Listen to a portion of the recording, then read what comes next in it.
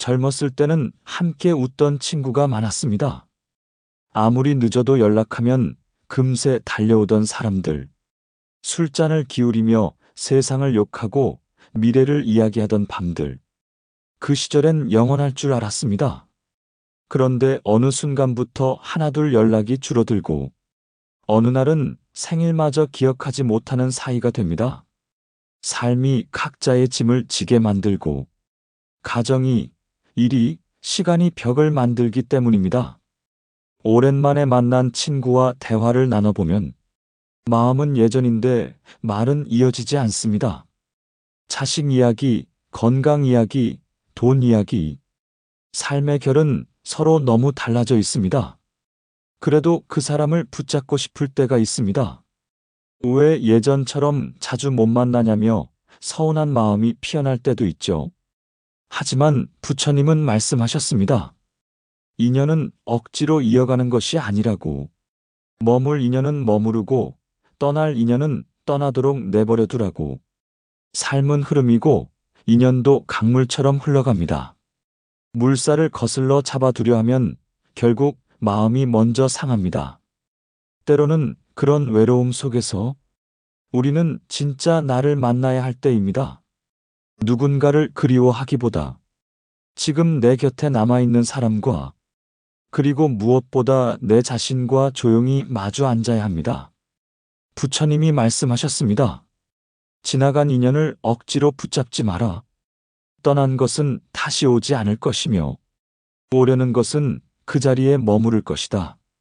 있는 인연에 감사하고 없는 인연에 미련을 두지 말라. 자식은 내 마음 같지 않습니다. 그 아이가 처음 내 품에 안겼을 때 세상을 다 가진 것 같았습니다. 울음을 멈추게 하려 밤을 새우고 작은 발에 양말을 신기며 나는 참 많이 웃었습니다. 그렇게 품에 안고 키운 아이는 이제 내 손을 뿌리치고 멀어졌습니다. 내 말은 잔소리가 되었고 내 걱정은 간섭이 되었습니다. 이 길이 더 힘들지 않을까? 저 선택은 후회하지 않을까? 밤마다 가슴 졸이며 눈을 감지만 결국 아이는 자신의 길을 갑니다. 그래서 속이 타고 그래서 마음이 무너집니다. 내가 다 줄 수는 있어도 그 아이가 받지 않으면 나는 아무것도 해줄 수 없다는 걸 이제야 알게 됩니다. 부처님이 말씀하셨습니다. 사람은 누구도 누구의 삶을 대신 살아줄 수 없다고. 부모의 그늘은 클수록 때로는 짐이 된다고.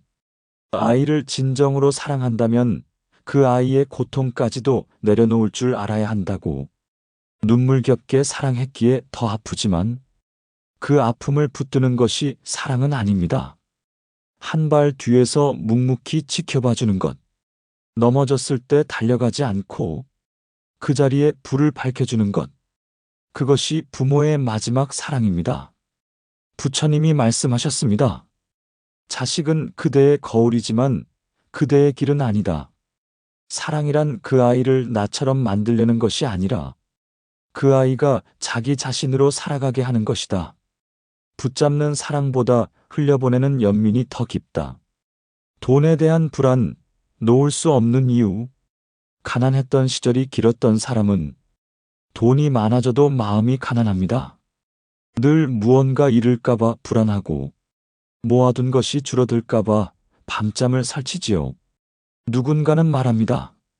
돈 걱정은 돈이 없어서가 아니라 돈을 붙잡고 있기 때문이라고. 그 말이 맞는지도 모릅니다. 젊은 시절엔 돈이 목표였습니다. 돈이 있으면 안심이고, 돈이 있으면 사람을 이길 수 있고, 돈이 있으면 외로움도 덜할 줄 알았습니다. 하지만 나이가 들수록 알게 됩니다. 돈은 우리를 지켜주는 울타리가 아니라 때론 우리를 가두는 감옥이라는 것을. 돈은 삶을 안전하게 해주지만 결코 삶을 자유롭게 해주진 못합니다. 많이 벌었는데도 늘 허전한 마음, 가진 것이 줄까봐 조바심 내는 마음, 그 모든 게 결국 집착입니다.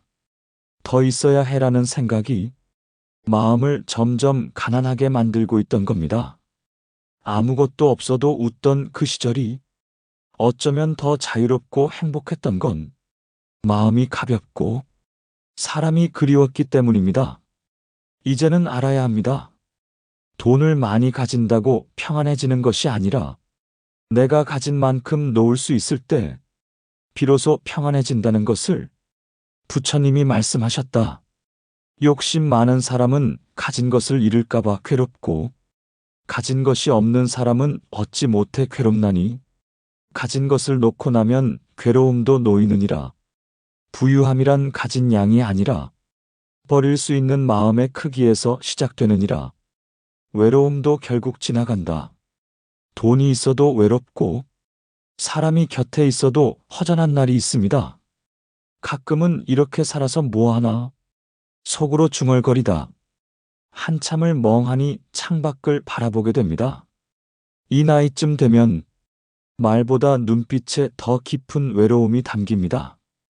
누구 하나 내 마음을 알아줄 것 같지 않고 기댈 곳 없는 마음은 스스로를 자꾸만 뒤로 밀어냅니다. 누가 말했다지요? 외로움은 함께 있어도 오는 거라고. 그 말에 얼마나 많은 날이 떠오르던지요. 아무도 없는 방 안, 숨소리조차 조용한 새벽. 세상은 다 잠든 것 같은데 내 마음만 깨 있어 웅크리고 있습니다. 하지만 부처님은 말씀하셨습니다. 외로움은 나를 만나라는 신호라고.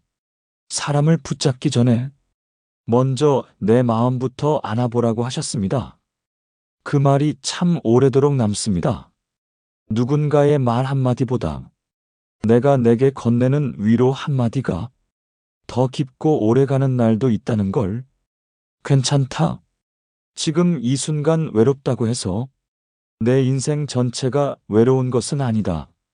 이 고요 속에 나를 만나고 이 정막 속에 나를 보듬는다면 이 외로움도 언젠가 나를 지키는 벽이 될 것이다.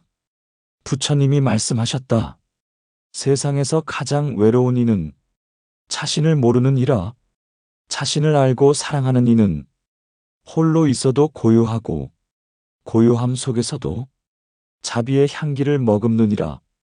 인연을 놓아야 평안해진다. 그 사람 없이 못 살 것 같았는데 시간이 흐르자 아무렇지 않게 사라졌습니다.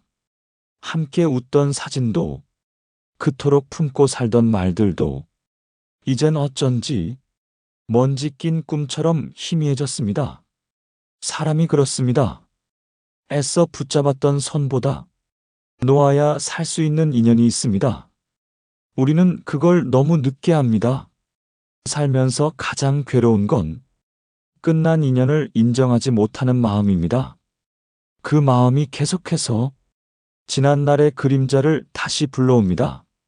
그 사람은 나를 두고 떠난 게 아니라 그 사람은 자신의 길을 향해 걸어간 것뿐입니다. 나는 내가 머무를 곳을 찾고 그 사람은 그 사람의 시간을 살아가는 것일 뿐입니다. 부처님은 말씀하셨습니다. 얽힌 인연을 억지로 이어붙이면 결국 고통이 되어 다시 마음을 찢는다고. 그 말씀을 처음 들었을 땐 너무 냉정하다고 생각했습니다.